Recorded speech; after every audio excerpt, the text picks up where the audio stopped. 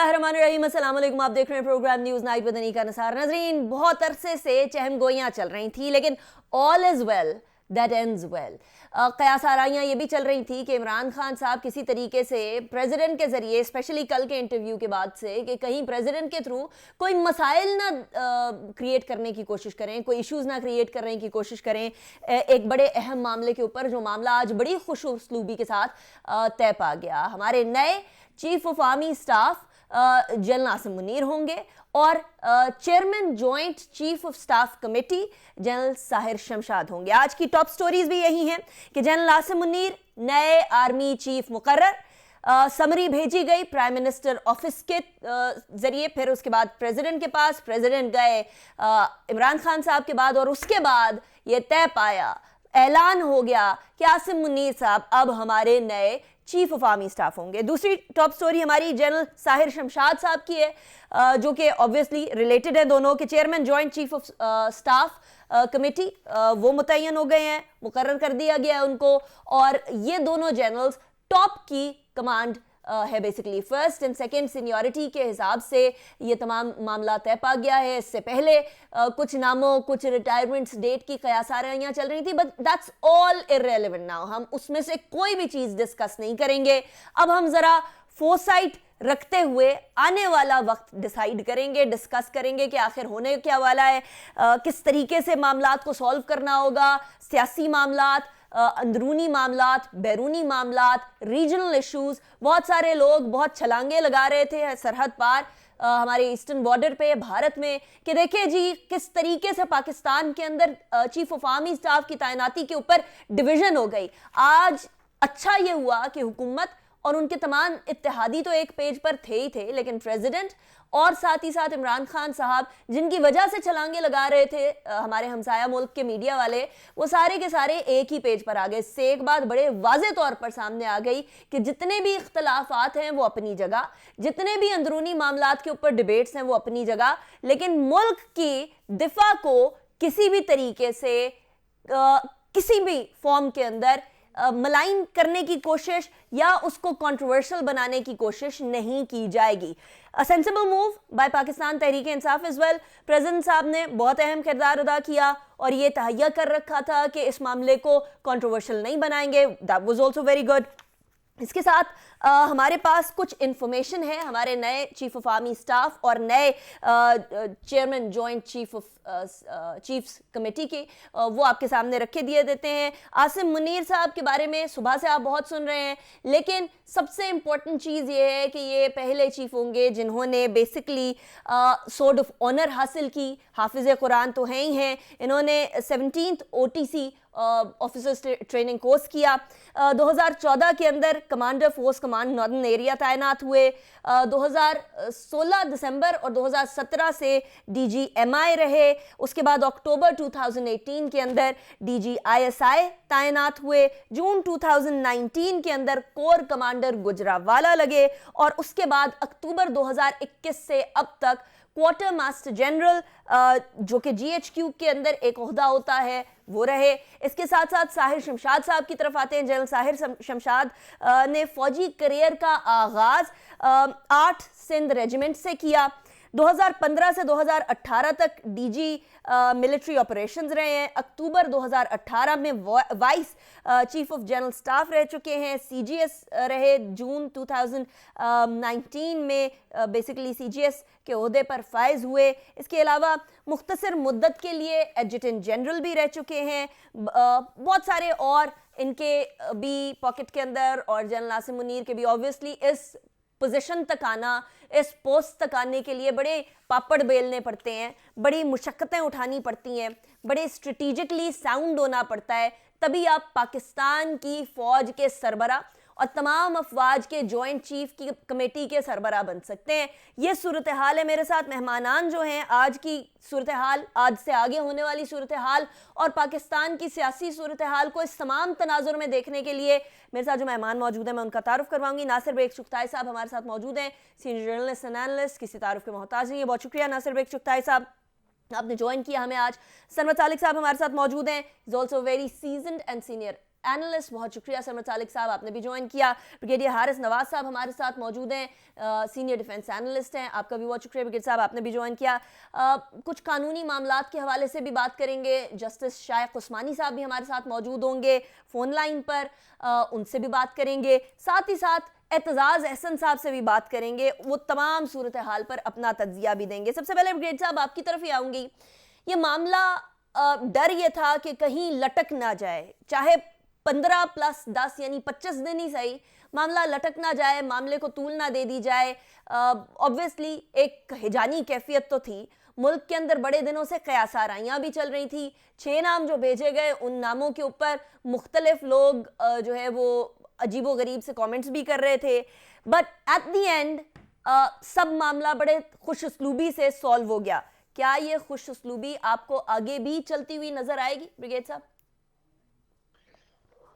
अनिका, एक तो मेरी तरफ से दोनों chief of army staff general Sahir को, जनरल आसिम मुनीर को, और उसके बाद चीफ ज्वाइंट चीफ जो है जनरल साहिर शमशाद को बहुत मुबारकबाद है। हमारी नेक तमन्नाएं पूरी कौम की उनके साथ है। सेकंड ये कि ये बहुत ही अच्छी बात है कि ये बहुत खुश असलूबी से हो गया। 1 महीने से पूरी कौम हिजान में थी कि क्या होगा, रोज स्पेकुलेशन, कभी किसी की बात हो रही है, कभी किसी की बात हो रही है। अल्टीमेटली आज एक अच्छी बात यह है कि दोनों सीनियर मोस्ट जनरल जो हैं और दोनों बहुत प्रोफेशनली कॉम्पिटेंट हैं, और इसमें कोई माइलस्टोन आदमी जनरल अपना आसिम मुनीर तो CGMI भी रहे, GDI भी रहे, उसके बाद वो उनके पास कोर भी संभाली उन्होंने। ब्रिगेड साहब आपकी आवाज़ में थोड़े से खलल आ रहे हैं, मैं इसको सही करवाने की कोशिश करती हूँ। एनबीसी में आपकी तरफ आऊंगी। एक तरफ हम लोगों के पास नामों की फहरिस्त थी, दूसरी तरफ इमरान खान साहब का थोड़ा कल के इंटरव्यू के बाद डर भी था, खौफ भी था कि कहीं कुछ गड़बड़ कर ही ना दे। लेकिन बार बार सुबह से भी यही मैसेजिंग की जा रही थी गवर्नमेंट की तरफ से कि देखें प्रेसिडेंट साहब कुछ गड़बड़ ना करें, कोई ऐसी चीज़ ना कर लें जिसकी वजह से मसला हो जाए, और उसके लिए आर्मी एक्ट के थ्रू प्रॉपर मेजर्स भी ले लिए गए थे। जनरल आसिम मुनीर को रिटेन भी कर लिया था और अब वो चीफ ऑफ आर्मी स्टाफ हैं। ये तमाम ये जो क्लाइमैक्स के ऊपर मामला पहुंचा दिया, उसके बाद जो है वो सारी चीज़ें खुश उसलूबी के साथ सॉल्व हो गई। क्या पाकिस्तान तहरीक इंसाफ ने बिला वजह इस मामले को कंट्रोवर्शियल बना दिया था? जवाब आपने दे दिया अपने सवाल के अंदर कि जो आर्मी एक्ट की वो क्लॉज थी जो फेडरल कैबिनेट के इजलास में पढ़ के सुनाई गई, और उस पर प्राइम मिनिस्टर का ये डिसीजन कि federation will retain Asim Munir as lieutenant general till further orders, ये समरी थी। तो इसके बाद सारा खेल खत्म हो गया। आप समझे क्रिकेट मैच हो रहा था, उसमें अचानक बारिश हो गई, ऐसी बारिश हुई कि विकेट तक भीग गई और टॉस भी खत्म हो गया। तो टॉस भी खत्म हो गया, विकेट भी भीग गई, खेल खत्म हो गया। बहुत शानदार अपॉइंटमेंट हुआ है। मैं भी ब्रिगेडियर साहब के साथ था एक प्रोग्राम में, हम इस पर एग्री कर रहे थे, बहुत से औकाब भी थे, वो भी एग्री कर रहे थे कि it's a very very significant appointment. First time in Pakistan history as you say कि एक शमशीर एजाज पाने वाला जनरल कैडेट आज हमारा आर्मी चीफ है। Proud, we are proud on this. Sahir Shamshad और Asim Munir highly decorated persons हैं, और अब मुझे बड़ी खुशी है कि मैं आज इंडियन चैनल्स देख रहा था, मुझे था कि ये कुछ करेंगे, वो कर रहे थे, वो तकलीफ में थे, वो उनके पेट में दर्द हो रहा था। सिर्फ एक चैनल ने ट्रिब्यूट पेश किया आसिम मुनीर को, अंग्रेजी का चैनल था, कि he is a no nonsense man, he is a professional soldier and he snubbed his boss the prime minister on corruption charges. That's why he was removed from ISI. ये उसका जुमला था, इसमें भी स्पिन था, लेकिन वो डरे हुए बहुत हैं कि they are area focused persons. Regional जो डिफेंस है, एग्रेशन है, बॉर्डर्स हैं, इंडिया से लड़ाई है, LOC है, ये सब उसके मास्टर हैं और उसको जानते हैं और हमें जानते हैं। एक जुमला था कि हमें जानते हैं, बिल्कुल सही बात है। हम अफगानिस्तान से लेकर आप चले जाएं श्रीनगर तक और जम्मू तक, ये सब इलाके जानते हैं और सब लोगों को जानते हैं और भारतीय फौज को भी जानते हैं।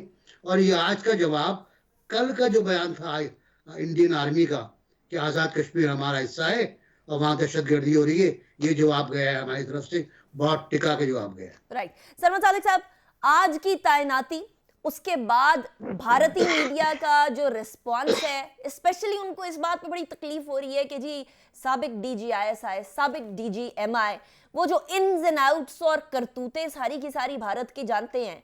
हमारा एक बहुत बड़ा challenge, there is no doubt about the defence side, कि हमारा एक बहुत बड़ा चैलेंज इंडिया है और हमारा एक बहुत बड़ा चैलेंज जो है वो वेस्टर्न बॉर्डर भी है, और ये दोनों बॉर्डर्स को बहुत बेहतर तरीके से जनरल आसिम मुनीर जानते हैं। ही इज ऑब्वियसली सीनियरिटी के अंदर भी नंबर 1। तो बड़े बड़े अरसे बाद एक ऐसी तैनाती हुई है जो कि top general, number 1 in the ranking seniority level, वहां से उनकी तैनाती हो, कितना सिग्निफिकेंट समझते हैं? देखिए, पहले तो मुबारकबाद जनरल शमशाद को भी और जनरल आसिम मुनीर को भी। ये बहुत बड़ी खुशाइंद बात है कि सीनियर 2 अफसरान को जो है वो तैनात किया गया है। लेकिन मैं समझता हूं कि ये जो सीनियरिटी वाला मामला है, other than the case of general Asim Munir, जिन्हें कुछ जाती वजूह की बुनियाद पे वो रैंक नहीं लगा सके, जो मेरे इल्म में है, लेकिन मैं जिक्र करना यहाँ पे मुनासिब नहीं समझता। लेकिन उन्होंने देर से उन्होंने रैंक लगाया, जिसकी वजह से उनकी जो है तैनाती जो है वो रिटायरमेंट की एज जो है वो 27 नवंबर तक एक्सटेंड होगी। उनके साथ के जितने हैं वो रिटायर हो चुके हैं। जिस तरह एनबीसी ने अभी कहा कि हुकूमत ने उन्हें रिटेन करने की बात कर ली और वहाँ पे कैबिनेट के हवाले से हो गई। सनत साहब, मैं आपकी तरफ वापस आऊंगी। I am sorry, I take your point, लेकिन अभी मेरे साथ एतजाज अहसन साहब भी मौजूद है। मैं आपकी तरफ वापस आऊंगी आपके पॉइंट को लेकर। एतजाज अहसन साहब, thank you very much for joining me in the show. Pakistan Peoples Party के रहनुमा भी हैं, सीजन लॉयर भी हैं, मुल्क के जाने माने। एतजाज साहब, एक तो ये पॉलिटिकल सिनेरियो तकर्रुरी से पहले और किस तरीके से देखते हैं, और अब जो तकर्रुरी के बाद सूरत हाल होने जा रही है, 26 को इमरान खान साहब आ रहे हैं, मामलात जिस खुश उसलूबी से आज तय पाए हैं, क्या ही खूब हो कि आने वाले वक्तों में भी इसी तरह से तय पाए? कोई इम्कानात, कोई दूर light at the end of the tunnel देखते हैं? जाहिर है, अगर इतने एक मामले पे खासे इम्पोर्टेंट मामले पे कंसेंसस हो गया है और दोनों बड़े फरीक जो सियासी पीडीएम और पीटीआई वो एक बात पे इत्तेफाक कर गए हैं, तो इसका असर दीगर फैसलों पर भी लेटर होगा। राइट। और सियासत का इसी तरह कारोबार या अमूर सियासत इसी तरह चलते हैं। लेकिन एतजाज साहब, 26 को खान साहब भी आ रहे हैं और सियासत के अंदर वो जिन लोगों के साथ पहले नहीं बैठना चाहते थे, यानी सारी इत्तेहादी हुकूमत, वो आज भी उनके साथ नहीं बैठना चाहते। एक मामला ऐसा था जो नेशनल सिक्योरिटी का मामला था, क्या इसको इधर तक ही देखा जाए कि नेशनल सिक्योरिटी पे कोई समझौता नहीं है, किसी भी जमात का कोई समझौता नहीं, लेकिन आपस में एक आंख फिर भी नहीं भाते?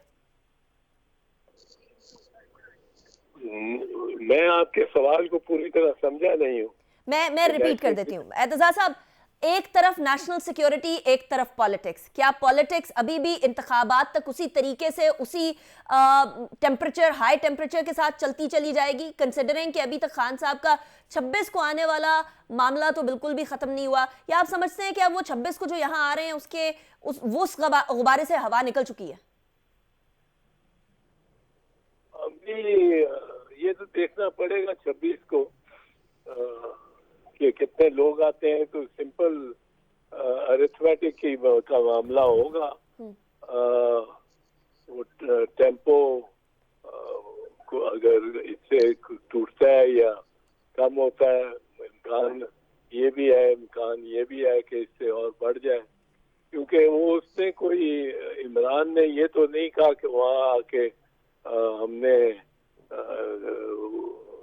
इस्लामाबाद में ब्रेक इन करना है या ब्रेक, उसने जलसे पे एक जलसा करने के लिए और अपने जो नंबर्स को जितना बढ़ा चढ़ा के वो दिखा सकता है वो दिखाने की अब तो मेरा ख्याल है उसकी कोशिश है।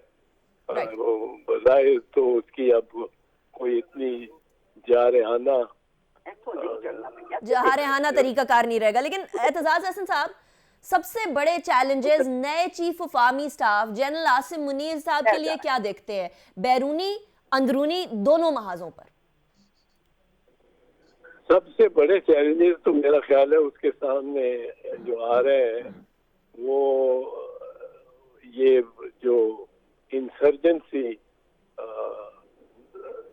केपीके के एरियाज में, अब वो फाटा एरिया नहीं रहे, एजेंसीज नहीं रही, पर वो केपीके के इलाके में जो बॉर्डरिंग अफगानिस्तान जो इंसर्जेंसी और जो शहादतें हो रही हैं, वो एक बड़ा प्रेसिंग मामला होगा for the new army chief, क्योंकि वो पहले वो रद्दुल फिसाद और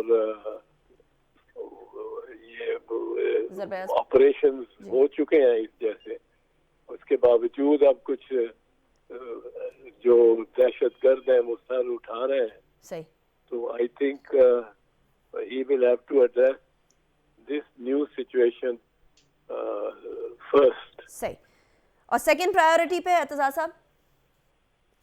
I think he will focus on his military affairs and keeping the morale of the soldier up, and आगे काफी मुश्किल वक्त आना है पाकिस्तान पे और दुनिया सारी पे ही आ रहा है, जो इन्फ्लेशनरी ट्रेंड है और जो महंगाई और बेरोजगारी के मामलात हैं और रिसोर्सेज की जो खर्चा है वो जितना बढ़ना है, तो उसके लिए फौज पे भी प्रेशर पड़ेगा और फौज की लीडरशिप पे भी एक अपने ही इदारे के अंदर the welfare of the soldier who will be exposed to more strained circumstances would be second priority, I think. ठीक है एतजाज हसन साहब, thank you very much for joining me in the show. एक बात तो तय है कि इंसर्जेंसी, इसके साथ साथ कंसोलिडेशन बड़ी ज़रूरी हो जाएगी, लेकिन अभी ब्रेक की तरफ जाएंगे, ब्रेक के बाद वापस आएंगे, उसके बाद फिर सरमद साहब का एक बार फिर जो पॉइंट रह गया था उसको कंप्लीट करेंगे and will carry on with the discussion कि आने वाले वक्तों के अंदर कौन कौन से चैलेंजेस होंगे पाकिस्तान को भी और एज अ रिजल्ट पाकिस्तान के नए आर्मी चीफ को भी। After a break.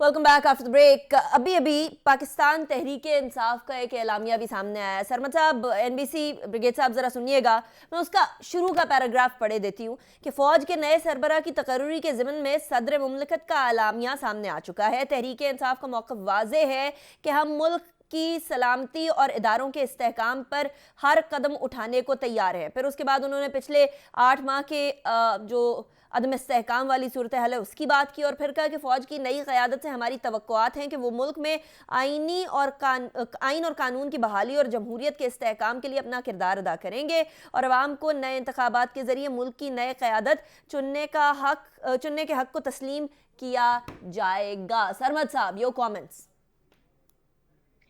देखिए, पहली बात तो ये है कि मुझे भी समझ आई कि इन्होंने क्या फरमा दिया। बात ये है कि इमरान खान साहब तो जो काम जो इसमें हैंड आउट में या प्रेस रिलीज में है, इसके बिल्कुल बरक्स तो खान साहब खुद करते रहे अपने 3.5 साल के दौरे हुकूमत में। अब जो है उनका किरदार जो है, पहले आपसे ब्रेक से पहले बात आप कर रही थी एतजाज हसन साहब से, तो उसमें उनका कि जी क्या चैलेंजेस दरपेश हैं उनका देखें, उन्होंने ए पॉलिटिकल होने का तो अपना पूरा वाजे कर दिया, जनरल बाजवा ने भी कर दिया, डीजी आईएसपीआर उससे पहले कर चुके हैं, लेकिन जो सिर्फ सियासी मदाखलत नहीं होती, जनरल बाजवा साहब ने जो अपने क्रेडिट पे उनकी जो बातें कल तकरीर में की, वो उनका काम नहीं था। आर्मी चीफ का काम नहीं है रिकॉर्डिंग, आर्मी चीफ का काम नहीं है कतर से पाइपलाइन गैस का करने का। देख नहीं, मेरी अर्ज सुन जी। लें। उसके बाद जो है ना ही उन दोस्त ममालिक से पैसे लेने का है। जब आप इस तरह के मामलात में इन्वॉल्व ज्यादा हो जाते हैं तो फिर आपकी वो मुदाखलत ज्यादा हो जाती है। इसमें सियासी हुकूमतों का ज्यादा कसूर है। जाहिर है कि उन्होंने रिक्वेस्ट की इनसे कि जी आप जाके बात करें। क्यों रिक्वेस्ट की? क्योंकि एक ट्रस्ट डेफिसिट है बैरूनी हुकूमतों का पाकिस्तान की जमहूरी हुकूमतों पे। वो ट्रस्ट डेफिसिट क्यों है? क्योंकि वो करप्शन के मामलात है और बहुत सारे मामलात हैं जिसकी वजह से वो उन पर ट्रस्ट नहीं करते थे। दूसरी बात यह है कि जब आप एक्सटेंशन देते हैं, मैं असूली तौर पे किसी आर्मी चीफ के, किसी नेवल चीफ, एयर चीफ के एक्सटेंशन के हक में नहीं। सही। जब आप 6 साल के लिए सरबराह होते हैं फौज के, तो उस वक्त देखे उन्होंने कितने वजीर आजम इसमें से गुजर गए। तो बैरून मुल्क हुकूमतों का भी इंटरेक्शन या एक कंफर्ट लेवल वो आर्मी चीफ के साथ रहा एज कम्पेयर टू के किसी वजीर आजम के साथ रहे। दूसरी उनके सामने जो चैलेंज है वो साग बहाल करने के लिए उनके लिए जरूरी है कि वो अपनी तवज्जो जो है फौज के पेशा वाराना अमूर तक महदूद रखे। जब हुकूमत की तरफ से ऐसे आए, हुकूमत को भी ग्रेज करना चाहिए और अपने सियासी अदारों को मजबूत करना चाहिए। वजारत खारजा को मजबूत होना चाहिए, वजारत खजाना को मजबूत होना चाहिए, अपने जो फॉरेन मिशन है उन्हें मजबूत होना चाहिए। जब इस तरह हो, ये एकदम ओवरनाइट नहीं हो जाएगा। जिस तरह बाजवा साहब ने खुद इतराफ किया कि सियासी अमूर में मुदाखलत रही है, उसको खत्म करने के लिए यकदम नहीं हो सकता कि अब नहीं, ओवरनाइट नहीं होगा, क्योंकि people have been looking up to the army chief. सही, ठीक है। ब्रिगेड साहब एक बात तो वाज़ेह है कि जनरल आसिम मुनीर के बारे में he is a sort of person जो कि बड़े straightforward, by the book sort, no nonsense as we already put it, sort of personality है। ऐसी सूरत हाल के अंदर वो किसी भी टाइप की करप्शन या किसी भी टाइप की सियासी मुदाखलत के अंदर इन्वॉल्व नहीं होना चाहेंगे या उसको बर्दाश्त नहीं करेंगे। क्या वो वाला वादा जो अभी outgoing chief of army staff ने किया है कि अब सियासी मुदाखलत का कोई सवाल ही पैदा नहीं होता, और चीफ जब भी आउटगोइंग चीफ जब भी हम सहाफ़ियों से भी मुलाकात करते रहे तो यही कहते रहे कि सियासी मुदाखलत का अब कोई जवाब पैदा नहीं होगा, डेमोक्रेसी को चलना पड़ेगा। बहुत सारे ऐसे मौके भी यकीनन आए होंगे फौज के लिए जहां अगर शायद माजी की फौज होती तो इंटरवीन करती, लेकिन इंटरवीन नहीं किया गया। क्या जनरल आसिम मुनीर, ऑब्वियसली आपका एक अपना सर्कल है आर्म्ड फोर्सेस के रिटायर्ड लोगों का, उनका जनरल आसिम मुनीर साहब के साथ उठना बैठना भी हुआ होगा, जनरल आसिम मुनीर से क्या तवक्को की जाए? देखें निका, general Asim Munir is a very upright and a professional soldier, and same goes for General Syed Shamshad also. He is also the same caliber. It's a very good combination, number one. Second ये है कि देखें ये जो decision making है, it was not of General Bajwa. It was the decision of the corps commander और staff officer. ये general से आप आसिम मुनीर की बात करें, जनरल शमशाद की बात करें, everybody was part of that decision जिसमें ये decision हुआ। और ये अभी ये इसके बाद भी नेक्स्ट टेन्योर के 2-3 और जो टेन्योर होंगे 7, 8, 10 साल तक ये ऑफिसर्स होंगे। So they will, and I am sure कि वो इसको अपने कमिटमेंट को ऑनर करेंगे ना। इसमें सिविल लीडरशिप का, पॉलिटिकल लीडरशिप का बहुत बड़ा रोल है। दे मस्ट अंडरस्टैंड कि they have to now show lot of maturity और अपनी गवर्नेंस इतनी अच्छी करें कि अवाम को पाकिस्तान की एस्टैब्लिशमेंट की तरफ देखने की जरूरत ना पड़े, नंबर 1। नंबर 2, आप अपने मसाइल बेस्ट पॉसिबल तरीके से, जमहूरी तरीके से हल करें। जैसे अभी प्रॉब्लम हुई है, इसको किसने रिजॉल्व करना है? वुड गवर्नमेंट भी और जो ऑपोजिशन है वो एस्टैब्लिशमेंट देखेगी, या जब वो कह दिया कि we are political, now you have to sit down and most democratic way में फाइंड अ वायबल सोल्यूशन, जो भी आपने करना है। And it is not the army का काम है, इसलिए ये बात कर रहे हैं। लेकिन क्योंकि एक नेशनल सिक्योरिटी स्टेट है, आर्मी ने बिल्कुल कहा कि हम साइड पर रहेंगे। इसमें मैं बार बार कह रहा हूँ, ये रोल अब पॉलिटिकल लीडरशिप का है। दे हैव टू इंश्योर के ऐसे मौके ना दें और मैच्योरिटी करें। 1, 2, 3 सिलेक्शन के, एक सिलेक्शन के बाद लेट्स होप कि फिर एक बिल्कुल smooth got your point. Nasir भाई चुगताई साहब, आपके लिए एक सवाल छोड़ जाती हूँ, उसके बाद ब्रेक के बाद जब वापस आएंगे तो आपसे जवाब लेना चाहूंगी।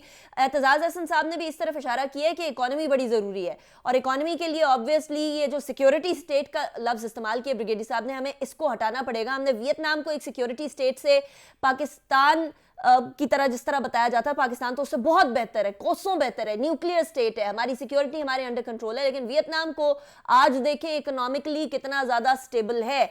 ऐसी सूरत हाल में हमें अपनी सियासी और अस्करी क़यादत से क्या तवक्कुआत लगानी चाहिए, ये सवाल होगा एक ब्रेक के बाद।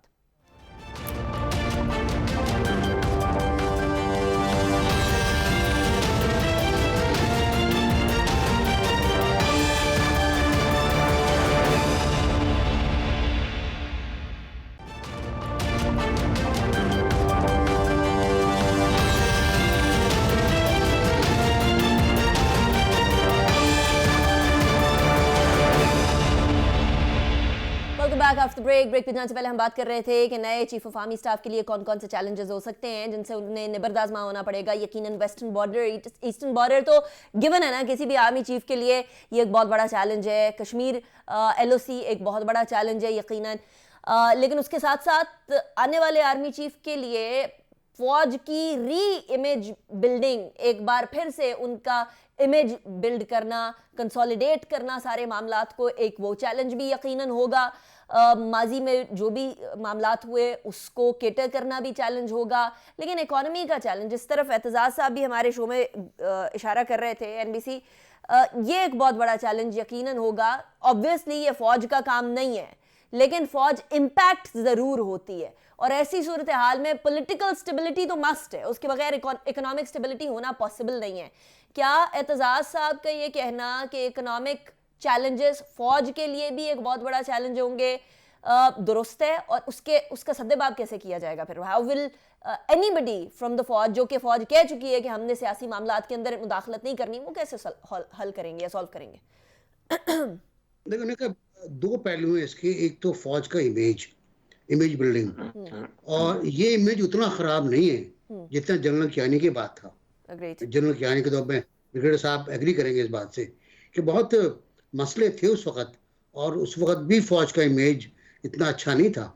इस वक्त उतना बुरा नहीं है, इतना बुरा नहीं है, क्योंकि इस वक्त अवाम भी इस तरह तकसीम है कि उनमें कुछ 60% है, कुछ 40% है, इस तरह होता है।